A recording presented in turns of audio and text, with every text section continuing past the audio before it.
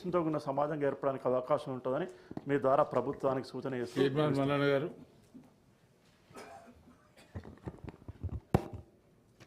ధన్యవాదాలు అధ్యక్ష. 6000 పాఠశాలలు తెలంగాణ రాష్ట్రంలో మూతపడ్డాయనేటువంటి ఒక ప్రశ్న ఉత్పన్నమైనప్పుడు అధ్యక్ష, ఇది కొన్ని పాఠశాలలు మూతపడ్డ మాట వాస్తవమే, కానీ ఈ మూత పరంపర గత 10 ఏళ్ల నుంచి కొనసాగుతూ వస్తూ ఉంది అధ్యక్ష. వాటిని తగ్గించడం కోసం రాష్ట్ర ప్రభుత్వం చేస్తున్న ప్రయత్నానికి రాష్ట్ర ప్రభుత్వానికి ధన్యవాదాలు తెలియజేస్తూనే అధ్యక్ష, ఒక చిన్న విషయం అధ్యక్ష. గతంలో 65% స్కూల్స్కి, అంటే గత 10 ఏళ్ల క్రితం 65% స్కూల్స్కి బిల్డింగ్స్ లేవు, ఇన్ఫ్రాస్ట్రక్చర్ లేదు అధ్యక్ష, వాళ్ళు చెప్తున్నటువంటి వాటికి. సో వాటి విషయంలో ప్రభుత్వం ఏమైనా అంటే ఆ లోటును ఏమైనా పూడ్చడం కోసం రాష్ట్ర ప్రభుత్వం ఏమైనా చర్యలు తీసుకుంటుందా ఒకటి అధ్యక్ష. ఇక క్లాస్ రూమ్స్ లేకుండా, ఏది ఒక బిల్డింగ్స్ లేకుండా చిన్న చిన్న డార్మెటరీస్లలో కూడా పెద్ద పెద్ద గురుకులాలని చెప్పి నడిపించినటువంటి పరిస్థితి కల్లారా చూసినాం అధ్యక్ష. అలాగే 90% బీసీ వెల్ఫేర్ మస్తుగున్నాయి, కానీ మైనారిటీ వెల్ఫేర్ దాంట్లో చాలా ఉన్నాయి. 90 బీసీ వెల్ఫేర్, 60 ఎస్సీ వెల్ఫేర్ స్కూల్స్లు వితౌట్ ఆర్ఓ ప్లాంట్స్తో నడుస్తూ ఉన్నాయి సార్. రక్షిత మంచినీటి కోసం రాష్ట్ర ప్రభుత్వం చర్యలు తీసుకోవాల్సిందిగా ఒక మాట సార్. అలాగే 20% స్కూళ్ళు సార్, 20% స్కూళ్ళు ఇక్కడ ఇబ్రాహీంపట్నం పేరు మీద స్కూల్ శాంక్షన్ అవుతుంది, అది పోయి మాల్కాడు ఉంటుంది సార్. ఈ రకంగా పేరు ఒక చోట ఊరొక చోట ఏదో తూతు మంత్రంగా గతంలో ఈ పాఠశాల నిర్వహణలు కొత్త గురుకులాలను తీసుకొచ్చినారు సార్. ఇక్కడ గమ్మత్ విషయం ఏంటంటే సార్, ఇంకా గతంలో 2014లో బీఆర్ఎస్ పార్టీ మేనిఫెస్టో చూసి నేను సంతోషపడ్డా సార్. ఏది వృత్తి విద్యా కోర్సులను ప్రోత్సహిస్తాం, ఒక పాలిటెక్నిక్ కళాశాలలు ఏర్పాటు చేస్తాం నియోజకవర్గానికో జిల్లా కోట అని చెప్పారు సార్. సరే అవి ఎటుపోయినాయో ఏం కథనో మనకు తెలియదు. ఇప్పుడున్నటువంటి పరిస్థితుల్లో అయ్యా బీఆర్ఎస్ పార్టీ మేనిఫెస్టో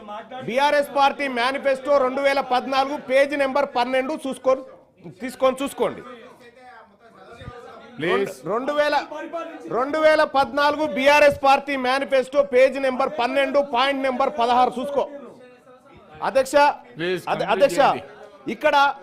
ఇక్కడ గతంలో విద్యా వ్యవస్థను చిన్నాభిన్నం చేసిన అధ్యక్ష, దాన్ని ఇప్పుడు గాడిలో పెట్టుకోవాల్సినటువంటి పరిస్థితి ఉంది అధ్యక్ష. ఆ గత హయాంలోనన్నా ఈ హయాంలోనన్నా మూతబడ్డ పాఠశాల విషయంలో నేను ఒక సూచన చేయదలుచుకున్నా అధ్యక్ష తమ ద్వారా సార్. ఇప్పుడు మన ఒక దాదాపుగా 1913 పాఠశాలలు ఏవో మూత దిశగా ఉన్నాయని చెప్పి మనం అనుకుంటున్నాం సార్.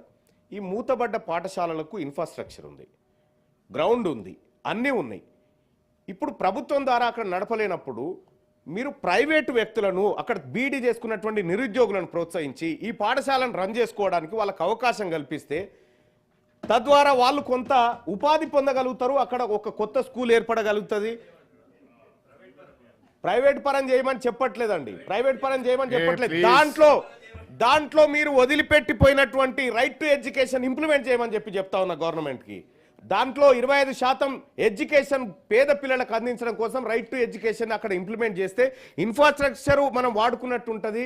అక్కడ లోకల్గా కొంతమందికి ఉపాధి దొరికేటువంటి అవకాశం ఉంటుంది, నిరుద్యోగం కూడా కొంత తగ్గించేటువంటి పరిస్థితి గ్రామీణ ప్రాంతాల్లో ఏర్పడుతుంది. కాబట్టి రాష్ట్ర ప్రభుత్వం ఆ దిశగా ఆలోచిస్తే ఖచ్చితంగా మన గ్రామీణ ప్రాంతంలో ప్రతి ఊర్లో మనం అనుకున్నటువంటి స్కూల్, గతంలో వాళ్ళకు ఏ ఆలోచన లేక మూతబెట్టినటువంటి స్కూల్ ఏవైతే ఉన్నాయో ఇవాళ మనం ఓపెన్ చేసి ప్రతి పేదవాడి ఇంటికి ఎడ్యుకేషన్ తీసుకుపోయేటువంటి అవకాశం దొరుకుతుంది అని తమ ద్వారా తెలియజేస్తున్న అధ్యక్ష. ఇంకొక విషయం అంటే అధ్యక్ష, సప్లిమెంటరీ ఇదే సార్, సప్లిమెంటరీ ఒక్కటే క్వశ్చన్ ఉంది సార్. ఇప్పుడు ఫీజు బకాయిల గురించి కూడా చాలా మాట్లాడుతూ ఉన్నారు సార్. నిజంగా ఇబ్బంది జరుగుతూ ఉంది సార్. దాన్ని కూడా దయచేసి పెద్ద మనసుతో ఆ ఫీజు రియంబర్స్మెంట్లు ఏవైతే పెండింగ్లు ఉన్నాయో గతంలో అడగలేకపోయినాం, వాళ్ళు చేయలేకపోయారు, మన ప్రభుత్వం అన్న చేయాలని రిక్వెస్ట్ చేస్తా ఉన్నా అధ్యక్ష. గౌరవ మంత్రి గారు, మన ఊరు మనబడి కార్యక్రమం గత ప్రభుత్వం తీసుకున్నది. దాంట్లో చాలా